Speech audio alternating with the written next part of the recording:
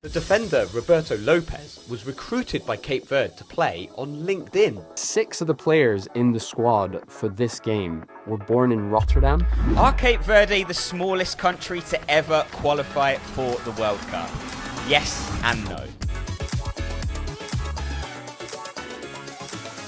Hello and welcome to The Sweeper, the football podcast made in association with FIFA Plus. I'm Lee Wingate. And I'm Paul Watson. And today is a very special episode because against a stubborn Eswatini, amid fierce winds overhead and a bobbly pitch underfoot, a tiny 10-island archipelago in the Atlantic Ocean has become the smallest nation in terms of surface area to ever qualify for the World Cup. It is, of course, Paul, Cape Verde. It is Cape Verde. I mean, it's no secret we love an underdog on this podcast. And in the likes of San Marino, Greenland and Koye Klaksvik, we've become incredibly emotionally invested. Watching Cape Verde against Eswatini was another such occasion, wasn't it? It was pretty stressful.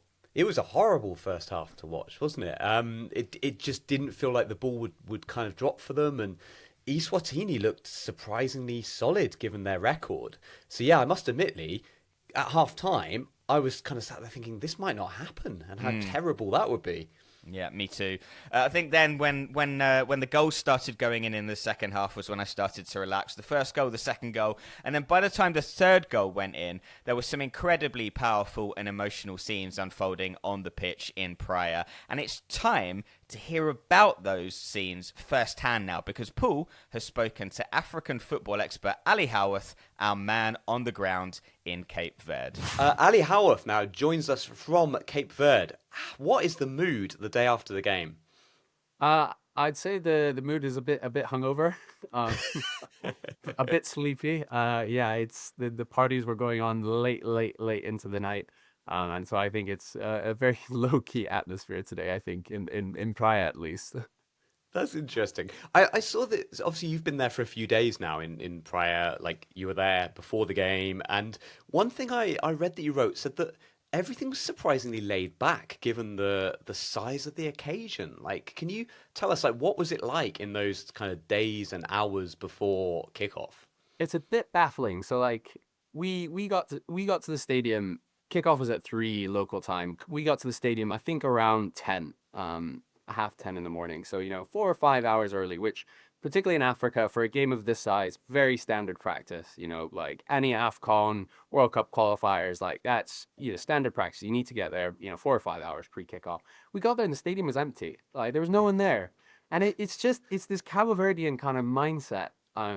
They call it Morabella, like Morabeza. And it's like this, welcoming hospitality, but also just this laid backness. And people are not stressed until something happens. So they don't get worked up until something happens. So yeah, fans started only turning up an hour before kickoff. And to be fair, it was all amazingly run. Like everyone was fit in. There wasn't any hitches.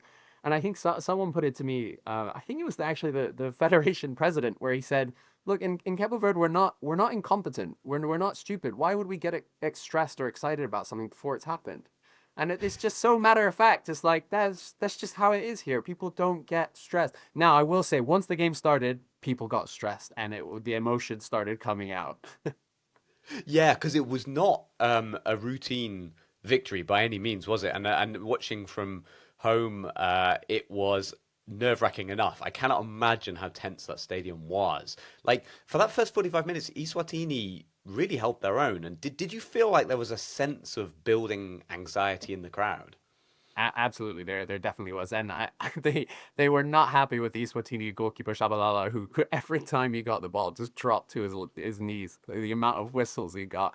But it was working. Like you said, Eswatini were really, really managing them very, very well, and were had full credit to them. The one thing I will point out that perhaps I certainly had never noticed watching Cabo Verde playing at home is the pitch is 10, 15 kilometers outside of the stadium, and it's up on the hill, getting up into the kind of mountains that are in the center of Santiago Island. And so what that means is there is a constant gale of a wind just flowing over the stadium, and it is perfectly going across the pitch. So you really are either playing against the wind or with the wind. And Cabo Verde in the first half were playing against the wind, and you could see it. The amount of kind of bobbled touches, and there was even one where they hit a long ball over the top, and the Cabo Verdean player just gave up on it, and the ball almost just stopped like in front of him, and he realized, oh, actually I can get the ball. So there was a I think there was a kind of a good reason they were struggling, because they knew that coming into the second half with the wind on their backs, actually they would have, it's kind of almost like going down, playing to the Cop, although ironically that's like the least populated part of the stadium is that behind that goal.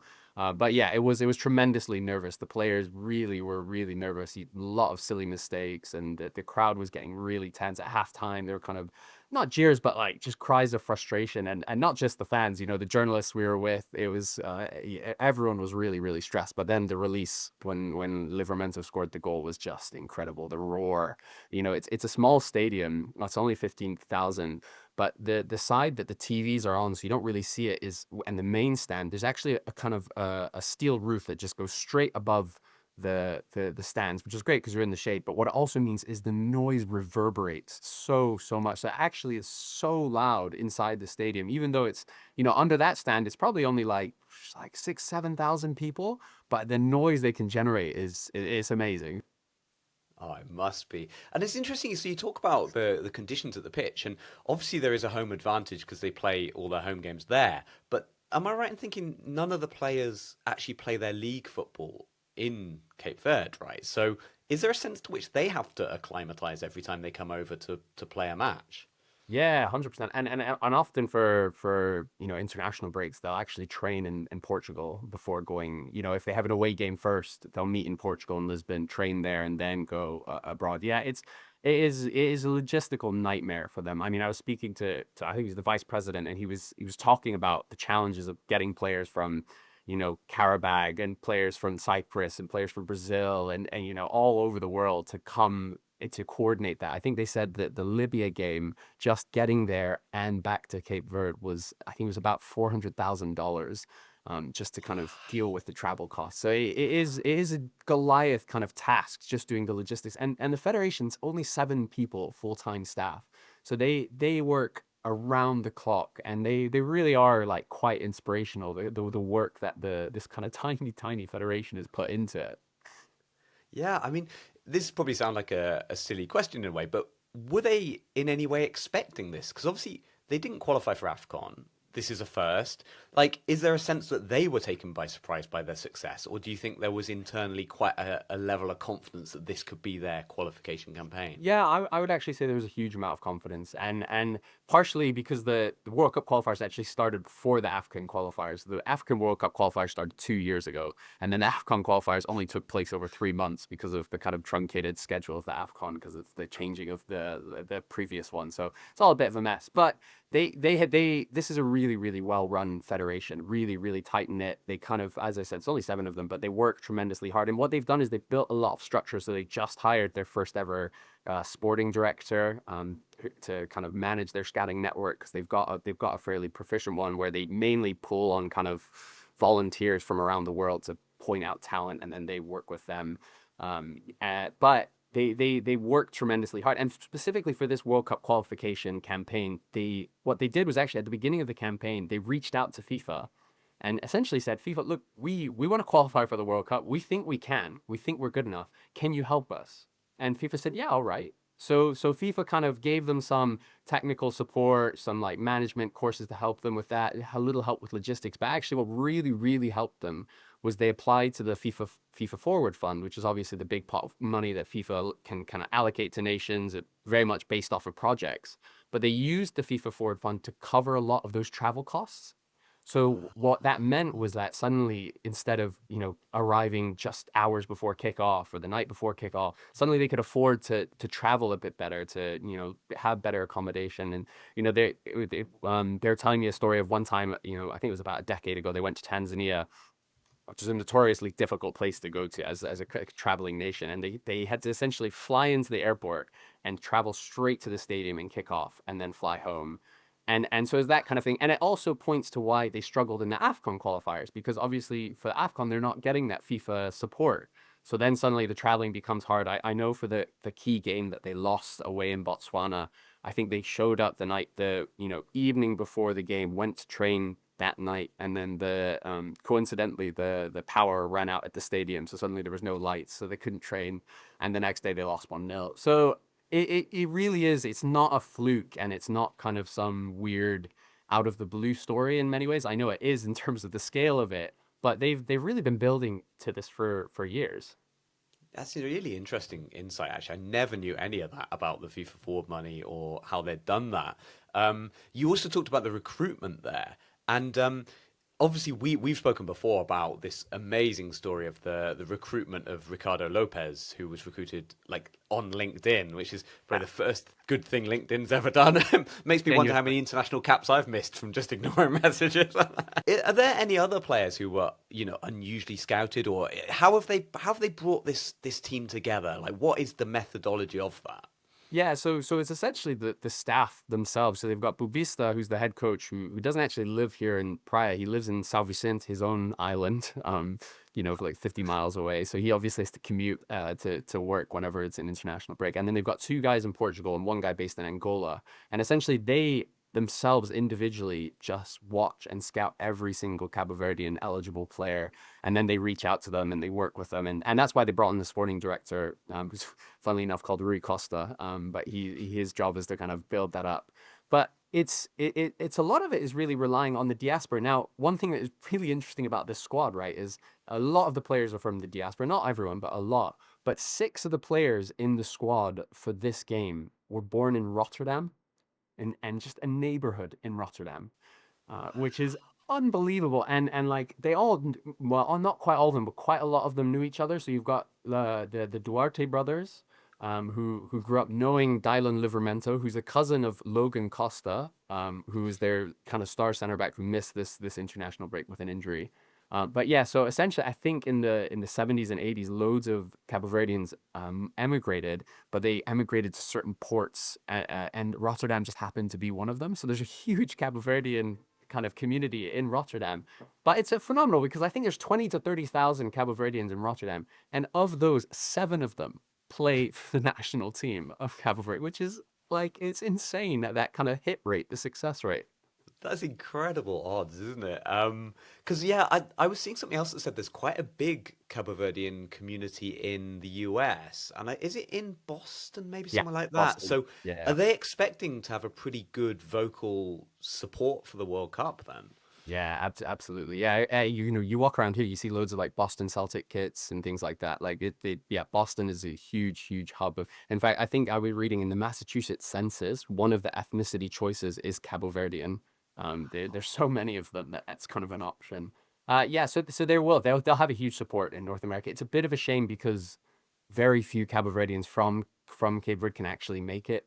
A, because of the cost, but also there's huge issues with getting visas, unsurprisingly, getting to the US at the moment from here. So, but because they've got a huge diaspora in the US and quite, a fairly well off diaspora in Europe as well, they will be so well supported. And if they happen to be drawn in the group that's in Foxborough, which is in Massachusetts, it'll be a home game. Like the amount of fans there, they'll fill the stadium themselves. So I think I have to ask on that final whistle. You're on this island, and this is being spoken about as being like the defining moment in the history of the island. What is the atmosphere like when that whistle goes and they've qualified for the World Cup? Yeah, it is so surreal, honestly, and it is just it's such a joy to be here and witness it. Yeah, like the kind of release of emotions at full time. It was unbelievable, and the kind of celebrations just kept going and all across the city, and it's kind of magic when you're seeing videos of people in Rotterdam or Boston celebrating, and it was also so surreal because what happened is this is a great insight into what Cabo Verdean kind of culture is like. So I actually missed quite a lot of the aftermath in the stadium because I had to go and do some reporting, and the Wi-Fi was the only, like, down in one room was the only place you could actually get internet access. So I had to kind of go into the bowels of the stadium and do a lot of work.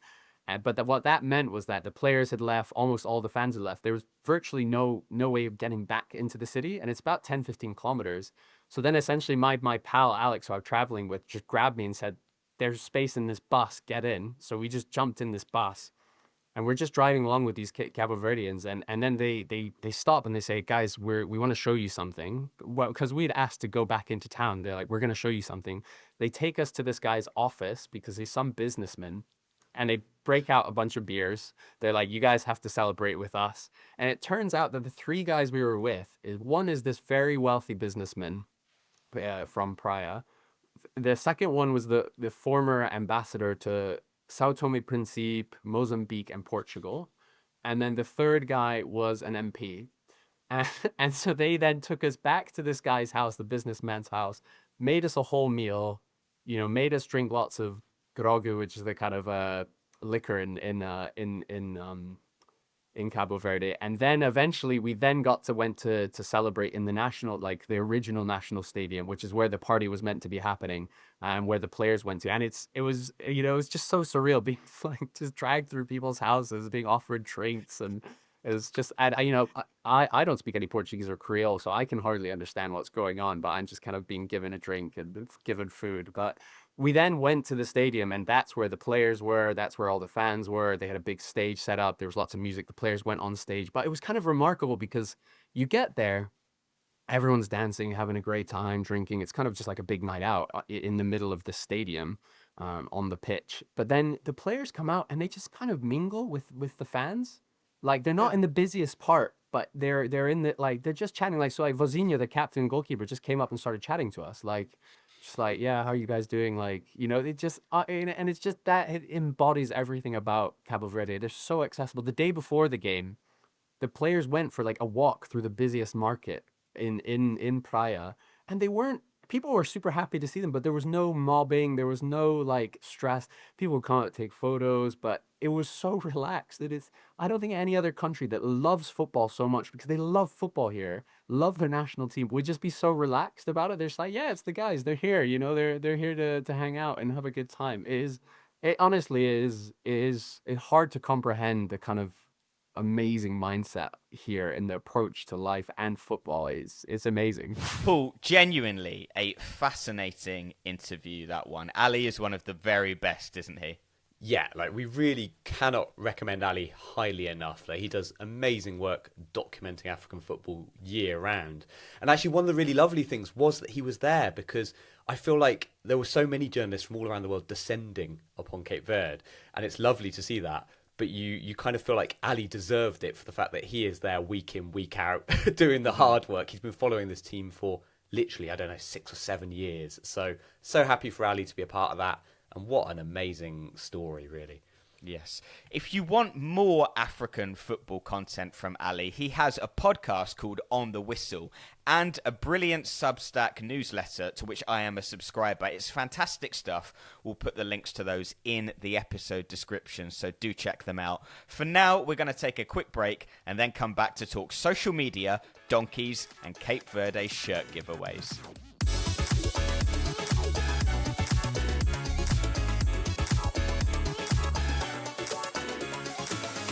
Welcome back to this Cape Verde special episode, and in part 2 we're going to be reflecting on this historic World Cup qualification and looking at Cape Verde, its national team and its domestic league in more detail. We've got 3 mini segments coming up: Diaspora and DMs, World Cup's smallest nations, and domestic football and donkeys. Where should we start, Paul?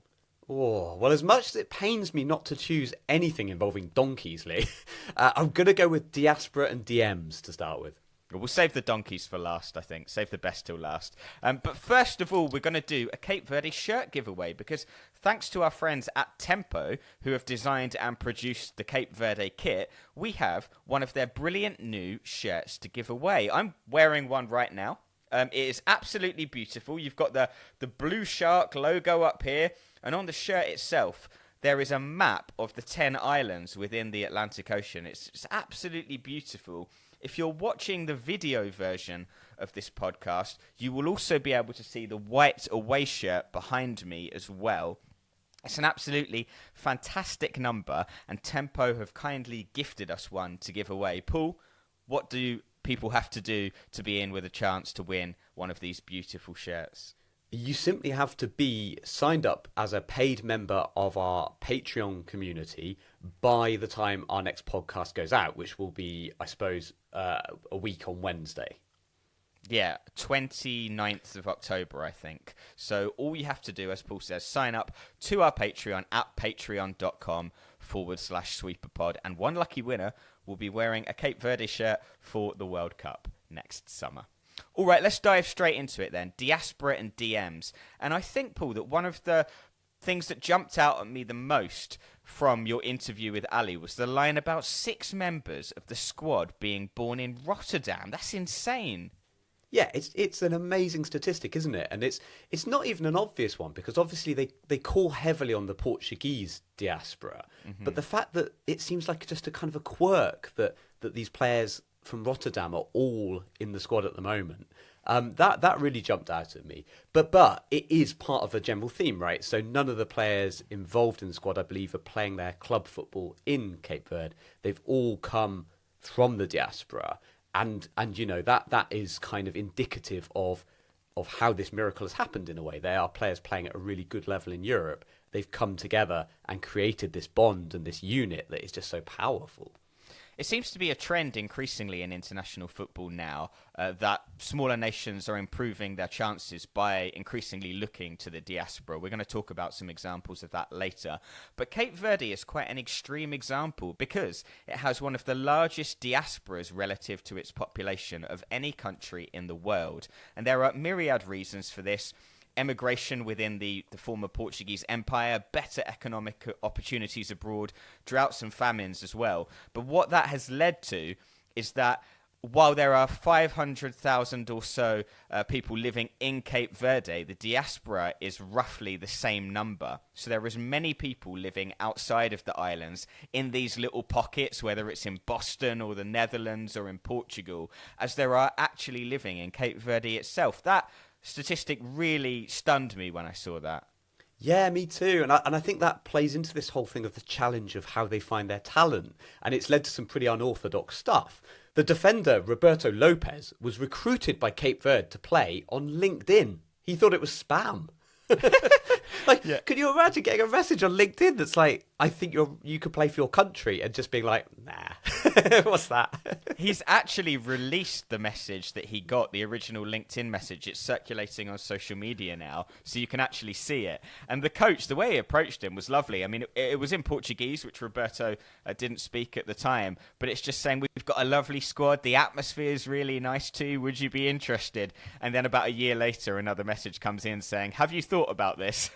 So it was the language barrier, was it, that in a way did for it? Because obviously Roberto Lopes grew up in Ireland, in Dublin, I believe. He's played for the 2 clubs in Dublin there, and so like getting this message in Portuguese, he just sort of didn't. So I wonder if there'd been an auto translate function, his career could have started a year earlier for Cape Verde. Very true. We were actually hoping to speak to Roberto for this episode, but it was not possible, sadly. And I was wondering if we should say the reason on air, but then the FIFA Plus commentator just announced it anyway. So I think we're safe to. His wife is about to give birth. So what a week for Roberto. Qualifying for the World Cup and then becoming a father for the first time. Yeah, and I did think, because we heard this on the eve of the game, that he was there, you know, checking to see if there was any news on his wife going into labour, and it was vaguely possible that he would have had to leave, you know, before the game and head back to be there for the birth of his child. So yeah, a huge week for him, and hopefully a very, very celebratory week. We wish his wife all the very best. And but it could have also been, I mean, it must have also been very stressful for him, like with those two major, probably two of the biggest moments of his life happening within, you know, hours of each other. Yeah. Crazy, huh? Well, fortunately, Roberto actually sent us a short voice note back in 2024 during AFCON to tell us the story of his LinkedIn recruitment. We're going to listen to that now. Here it is. Hi guys, thanks for taking the time to chat to me. So originally Cape Verde reached out to me on LinkedIn. It was the former manager, Rui Aguas, messaged me on LinkedIn, which I just thought was a spam message because I used to get loads of welcome messages after I connected on LinkedIn. It was in Portuguese, which I didn't speak at the time, so I took no note of it and sort of left it there and went about my business. But thankfully 9 months later he messaged me again. This time it was in English, and he was asking if I thought about his proposal. So straight away I Google Translate his voice message, and they were looking at getting new players into the Cape Verde national side, and if I would be interested in it. And I said yes straight away. I'd love to be a part of it. The opportunity was still there, and since then the ball got sort of rolling. And a month later, I was made my debut against Togo. My Cape Verde heritage is something I've always been aware of. My dad being from the island of San Nicolau in Cape Verde, I grew up knowing about it. I'm travelling there as a young boy, like, but probably never really immersed myself in the culture and the heritage until I got the call up, and the call up has been fantastic. It's really opened my eyes to the world of Africa and Cape Verde, and even further into the world of football, if you will, as well, with the tournaments now that we're playing at. The AFCON was definitely probably one of the biggest highlights for me in Cameroon, and now just to do it again, the second one, we got off to a great start against Ghana. Like, so these are the memories that will stand out for sure. And there's also the trips where you'll go to countries that I never thought I'd go to, even on holiday, the likes of your Rwandas, your South Africas, your Eswatinis, and that, like, everything in between. Like, it's fantastic, like, to go to these places and see the cultures and see how the people live. It really does humble you, and it makes you smile. Yeah, I hope that's enough, lads. Just let us know. Well, Paul, little did Roberto know when he made that voice note 2 years ago and quoted Eswatini that the biggest moment of his career would come against that very country. Yeah, incredible, isn't it? Hearing that voice note as well, you're really struck by a couple of things. It's his, like, very Irish accent and the way that he's talking about these places, and it brings to you this kind of how amazing this world of football is, right? That this guy who's grown up in Ireland, playing his football, and suddenly he's a national hero. Like, he will never be forgotten now in Cape Verde. He is a legend. And there's something just so beautiful about that. He sounds so humble and down to earth, and he's been thrown into this amazing experience. It's tough to beat a LinkedIn recruitment, isn't it, Paul? But there are some incredible international recruitment stories, and both you and I decided to pick out another one of our favourites each for this episode. So which one have you come up with? Yeah, I went with Martin Smith. I don't know if you remember this one, Lee. This is Martin Smith. He was called up to play for the British Virgin Islands when he was 49. Because, which is amazing in itself, right? But he was playing a charity match on Richard Branson's island, which I think is it called Mosquito Island, I think, which, you know, for a guy who's very good at business, the marketing there all over the place. But he was sort of seen playing, asked, would you play for the British Virgin Islands? I think eventually ended up being put into the squad for the Nations League. Did he ever actually play? I think he was just a substitute goalkeeper. Yeah, right? I don't think so. And I guess at 49, substitute goalkeeper is probably the kind of role that you're suited for. Yeah. Wow, Mosquito Island. Yeah, I do vaguely remember that. The one I picked was Ben Brereton Diaz, who was recruited by Chile after a group of fans noticed on Football Manager that he was half Chilean, and they started a social media campaign to get him recruited. Which was then picked up by sort of national newspapers, and the ball got rolling from there. But he won't be at the upcoming World Cup because what's happened to Chile at the moment? They finished bottom of CONMEBOL qualifying. Yeah, they had a dreadful time. But I think Brereton Diaz has done a fairly decent job for them, hasn't he? I think he's kind of put himself into the starting 11.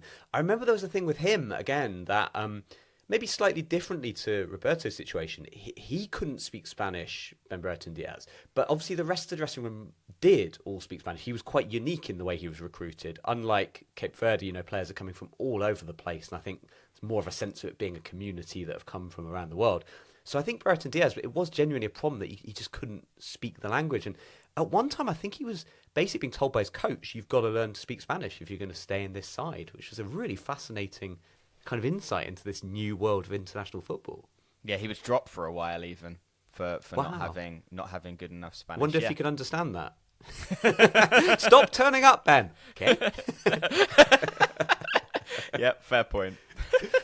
All right, let's move on to mini segment 2, World Cup's smallest nations, because Cape Verde have broken a number of records, Paul, or come close to breaking several more as well. I'm going to give you 5 records or stats about Cape Verde's World Cup qualification. Some of them involve trivia. Listeners, you can play along at home. But Cape Verde have broken the following records. Number 1, they are the first African island nation to ever qualify for a World Cup. Number 2, they are the smallest African country by population to qualify for a World Cup, with around 500,000 inhabitants. Who was the previous smallest African country, Paul?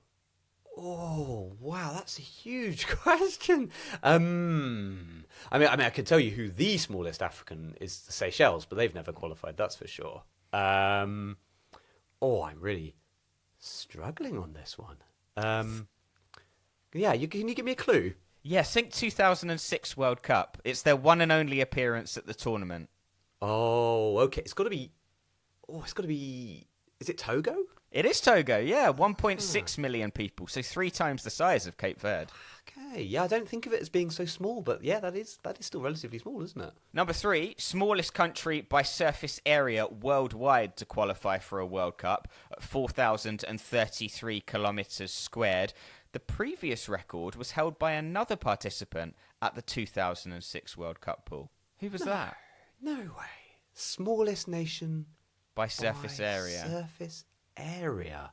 Oh, this is a fiendish one. Trinidad and Tobago? Yes, it was Trinidad and Tobago. Good job. Yeah, 5,128 kilometres squared is the size of Trinidad and Tobago.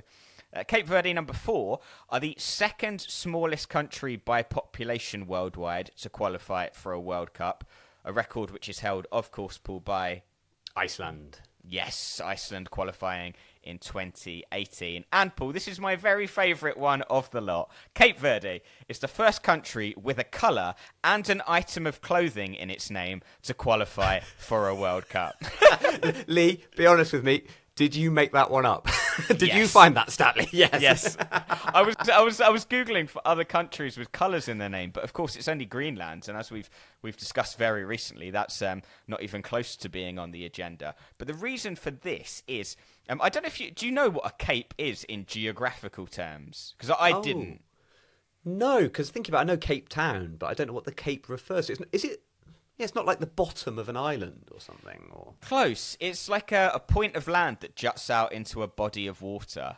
And in 1456, Portuguese explorers sailed down the west coast of Africa, and they saw a prominent cape covered with greenery, and they named it Cape Verde. So when they discovered the islands, they called them after this cape that they'd seen. So even though that was actually on the mainland, they named the islands after it. Ah, right. Yeah, that makes a lot of sense. Okay. Yeah, I did wonder why it was called Cape Verde, because, yeah, there you go. I know now. There you go.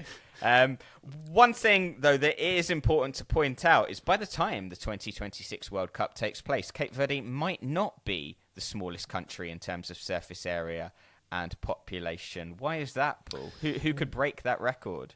That would be Curacao, who are even smaller, right, in terms of population. I don't actually know exact population of Curacao. Is it around 200,000? It's Close, really yeah, small. 185,000 people, yeah.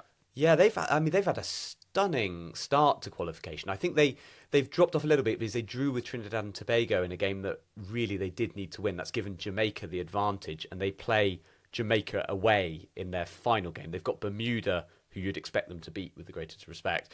Then they have to face Jamaica in what will be a do-or-die clash. But Jamaica now have the advantage there, so Curacao will have to beat Jamaica in Jamaica to qualify. I think it looks less likely now. Yeah, agreed. Like Cape Verde, Curacao have several players who were born in Rotterdam. In their case, though, it's slightly less surprising because Curacao is a constituent country within the Kingdom of the Netherlands and a former Dutch colony. But I didn't know this. Apparently, there are 145,000 people of Curaçaoan origin in the Netherlands, which is about 78% of the actual population on the island itself. So it's a huge, huge diaspora in the Netherlands. And another bit of trivia for you, Paul. How many players in the Curaçao squad for the last international window were born in Curaçao? Oh, that's a very good question. Do you want me to work through them now? I'll go one to... Is it all of them? No, it's none of them. Sorry, none of them were born in Curaçao. They were all born in the Netherlands. All 24 players from the October international window Curaçao squad were born in the Netherlands, yeah. Wow, that is quite a statistic, isn't it? Yeah. So when we we are aware of this, of course, but when we give these population statistics like the smallest country or whatever, it is slightly misleading, isn't it, when you consider that large proportions of the squad are recruited from the diaspora? Yeah, we always say that with one of the best examples is Montserrat, isn't it? Because I think the on-island population of Montserrat is under 5,000, isn't it? It's tiny, tiny population. But obviously the diaspora is so much bigger, and that's why Montserrat are able to compete at a decent level, because they've got players all over the English non-league system. So it's not always indicative, is it? It can seem embarrassing to lose to a nation with X population, but the reality is that's not quite a fair way of looking at it. Yep. We're going to move on to our final mini segment now, domestic football and donkeys, Paul. We've saved the best till last. And we've talked several times on this podcast about the smallest football league in the world, the Scilly Isles, with 2 teams. But we have revised our answer several times for what is the largest league in the world. At one point, I thought it might be Argentina. It had 28 teams at that time. I think now it's got 30, as does the MLS.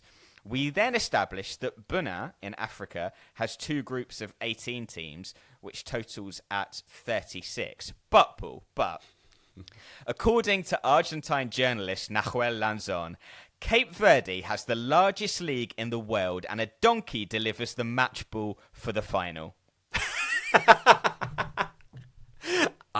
I don't know where you go for that sentence. That's one of the best sentences I've ever heard on the sweeper. Yeah, agreed. How big is this league? Like, what kind of size are we talking about? Well, the thing that struck me about his post was that he says there are between 60 and 90 teams, which is a wide margin, but I think it depends on the number of teams that register for a season.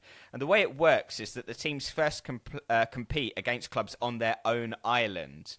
So it's like a separate islands tournaments, and then it progresses to a national group phase, and then finally a knockout phase. Oh, but it would all be treated as one league. You see, that's where you get into the nitty gritty, don't you? Does that count as just one league? Because I suppose there are other places where you have regional competitions feeding into a sort of national one, but do you count all of those as the same? Yeah, it's hard to say, isn't it? I guess people will have different opinions on that, but it does make for a nice soundbite, doesn't it? They have the largest league in the world, and a donkey delivers the match ball. Now, onto the donkey, Leah. I've been being very polite and talking about the league, but I just want to know about the donkey. Yeah, I mean, I guess I was less surprised by this because, as you'll know from my travels back in Belgium, I did see a trophy being delivered onto the pitch by a donkey back in May. So this is sort of par for the course for me, really.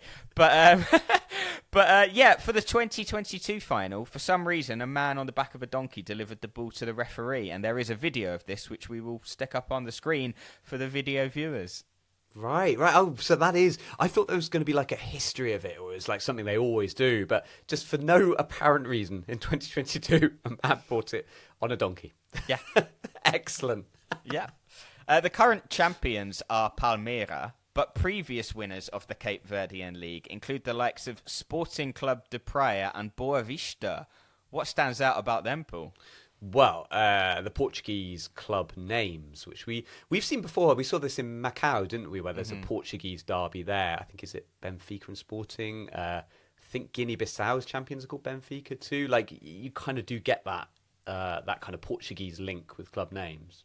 Yeah, in fact, I didn't know how many Benficas and Sportings there are around the world until I started to create some maps for our social media channels. There are Sportings in, as you said, Macau, Angola, Mozambique, Guinea-Bissau, Sao Tome and Principe, England, Canada, and India.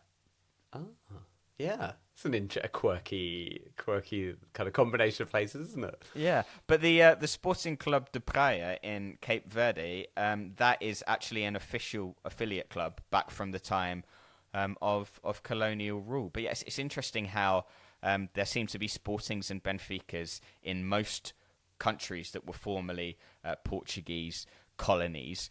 There are a couple of other little nuggets of information that we've discovered about Cape Verde. which we didn't really know where to fit them into this episode. So we're going to end with them now. I think one of my favourite things I saw in the build-up to this game, Paul, was Colin Miller of The Athletic tweeting the night before the game, the Cape Verdean Islands qualify for their first World Cup on Monday if they beat Eswatini. Tickets in the 8,000-seater Estádio da Várzea are gold dust. There is no online sale, but 5 different sale points for tickets. The stadium, 3 petrol stations, and a bakery. And I just love the idea of someone walking into a bakery and saying, I'll have 2 croissants and 1 World Cup qualification ticket, please. That's just brilliant, isn't it? I mean, do you know how much the tickets were going for? It sounds like they were just being purchased sort of normally over a counter, rather, the equivalent in most countries. These tickets would be over thousands on, second-hand ticket websites, and yeah. Yeah, I don't think they'll have been that expensive, because the average annual wage in Cape Verde is like a couple of $1,000s. It's like 200,000 Cape Verdean escudos, which is, I think, a couple of $1,000s, which is another reason why we probably won't see too many people from the islands themselves at the World Cup next summer. The other little nugget of information I found is that the stadium the match was played in was partially funded with investment from China. Some people might be aware, if you're into sort of geopolitics and that sort of stuff, that China has been investing very heavily in African infrastructure this century for a plethora of reasons, ranging from access to natural resources to soft power. And they've put some money into Cape Verde Stadium, which means, and I found this, I read, I think, an article by Nick Miller of The Athletic, who was in Cape Verde for this game, that many of the signs around the national stadium are in English and Chinese rather than Portuguese or Creole. Wow, God, that must be a very weird, sort of jarring feeling for that to be the case. I know China's investing in all sorts of places, isn't it? And it's not uncommon for Chinese money to build things like stadiums, as it's a really, I suppose, the same way that, Arab countries investing in football clubs. It's a very kind of good way to show your power and also to get goodwill from people. It's yeah. So I didn't realise that their reach was extending as far as Cape Verde there. All right, I think that brings us more or less to the end of our special Cape Verde episode, Paul. I really enjoyed that, and of course, with them being in the World Cup next year, it certainly won't be the last time we talk about them on the podcast. But we'll round it off there for today. We'll be back with another Patreon bonus pod on Wednesday, the 22nd of October, and another regular pod on Wednesday, the 29th of October.